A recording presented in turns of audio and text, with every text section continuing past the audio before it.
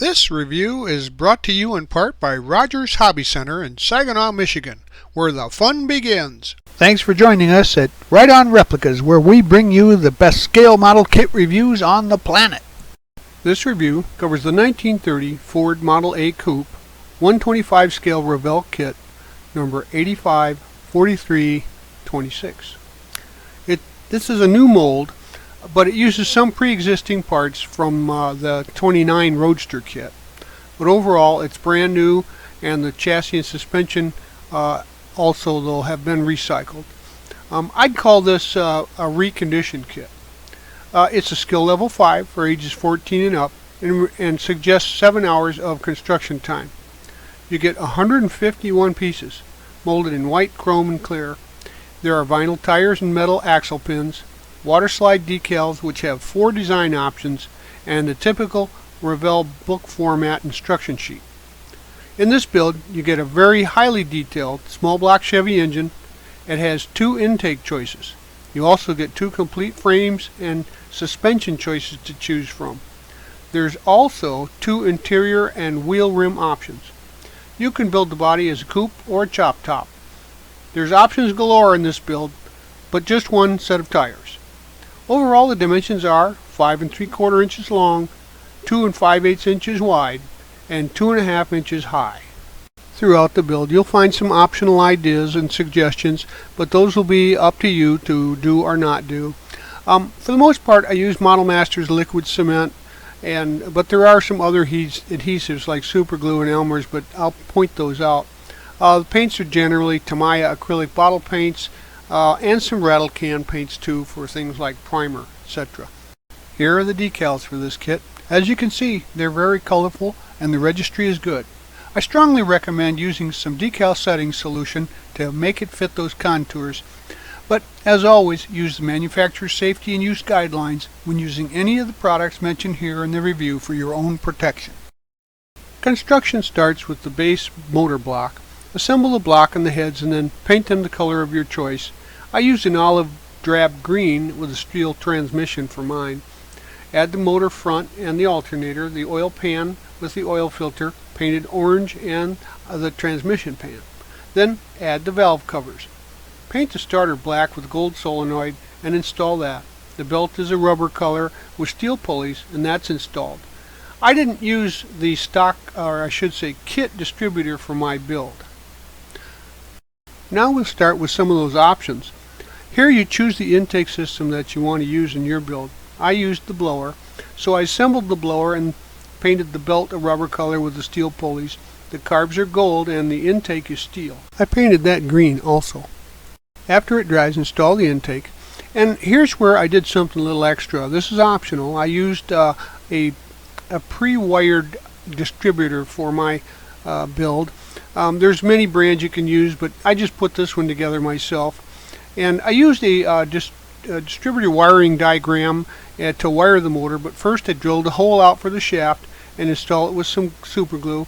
Then you drill out the locations on the heads for the spark plugs, and you cut a little piece of black wire for the boots and slide it onto each wire. Then you match those up to the wiring diagram and stretch them to each of the boot holes and glue that into place with some super glue to make it look correct. Then you add a coil to the center wire and cut it to fit, setting it on the motor. There's another choice to be made here of frames that you want to use for your build. Now note that I used frame B at first because that's a Z'd frame, but using the military theme, I painted the frame dark green, and the floor was OD green with flat black, battery was black, and the fuel cell was aluminum. The steering column was steel and the exhausts are steel colored and red. But using that frame, I was not able to fit the blower in on the frame. So in order to correct that situation, you can see the yellow arrows there.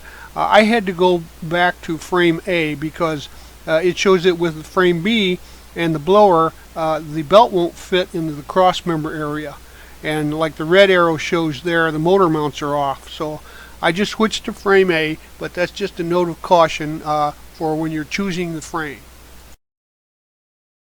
Paint the exhaust link pipes steel Then add the motor to the frame and install the headers and exhaust link pipes.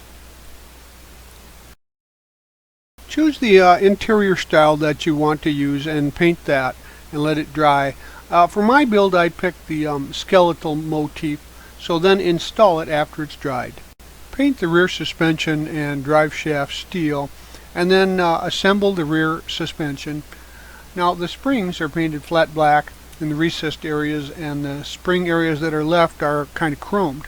So slide the drive shaft into place, install the axle, and add the springs. Install the remaining suspension pieces, and the brake plates are painted flat black. The front shocks I painted red, and then assemble the suspension in place based on frame A and add the rear traction bars and brake plates. Moving on to the wheels, choose between the steelies and the mags and paint the steelies and install the tires. Add the trim rings and the hubcaps. The brake drums are steel and installed with the metal pins in them.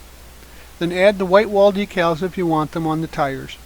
There's large rims for the back tires and small rims for the front. Give the tires a road used look and press and roll the tread on a sheet of fine sandpaper to give it some wear. Now you can install the front tires on the front and the rear slicks to the rear axles there. At this point, we have a nice rolling chassis to use as a base for the rest of the build. You get two choices for the radiator, so pick from the 32 Ford or the 30 Ford design and paint the radiator flat black. The hoses are rubber color, and if needed, paint the frame a body color. The shifter has a rubber boot and a white knob, and the steel linkage is steel. Now install the shifter in the linkage. Then assemble the radiator frame and, if wanted, the grill. Then wash the grill with a 50-50 black wash of flat black paint and thinner, and install the radiator assembly and hoses. Now prepare the body for painting. There's two firewall choices. One's for frame A or frame B, so attach the firewall that you need for your car and then attach the dash. Wet sand the complete car and remove any blemishes at this time. You'll find some minimal parting lines on here, and then wash and rinse the body and parts, then let it air dry. Use a good quality primer and completely paint the car inside and out with a base coat of primer. Once the primer head's cured, wet sand it again and rinse and dry it just like before to remove any blemishes that got into the primer paint. Then paint it your base color on the body. After the base coat has dried, it's time to apply your decals. I start with the largest ones, but I strongly suggest you use a decal setting solution, something like Microscale Industries. They really help with adhesion and conforming to body contours. After applying the decals, I gave the body another spray of clear flat to seal them in place. Apply the instrument decals to the dashboard and then install that. It's a pretty old school looking dash panel with the gauges there in each instrument pod. Pull out the parts that represent the window glass, and I like to make those look a little cleaner and crisper, so I dip them into some Future floor care product and wick it off and let those dry. Then use some white glue or clear part cement to install them into the cab. Carefully spread the body a little bit and slide it over the interior walls and place it on the car. Choose the steering wheel style and headlights that you want to use. I also painted the wheel to match the interior here. Now install the lenses and add the headlights and the door handles too. I decided to use my logo for a custom license plate, so I printed those out using a color printer and then put a piece of tape over the paper and glued it to the license plate holder later.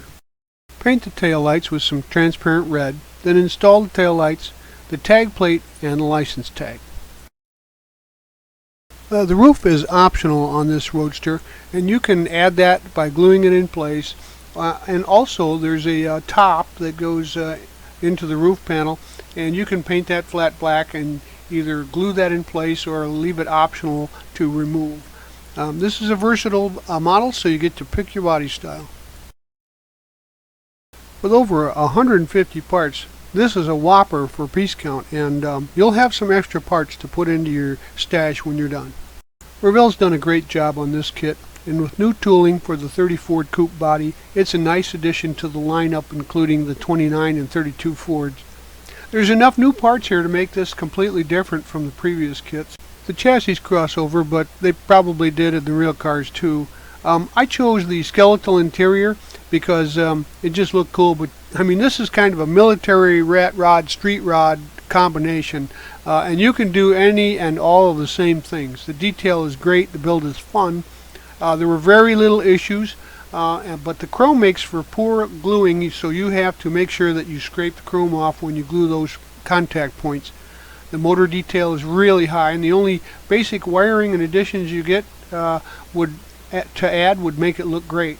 The frames were both straight and clean, and the suspension work was easy to assemble, beyond the front being all chrome and needing a little extra effort to scrape away the attachment points. The interiors are bare, but they're really cool. The body was clean and details were crisp, and the roof fit perfectly without gluing even after painting it. You get 4 decal design choices, which are all pretty nice, and I was really pleased with this build overall. We hope you liked this step-by-step review. So that you don't miss any issues, please subscribe to our YouTube channel.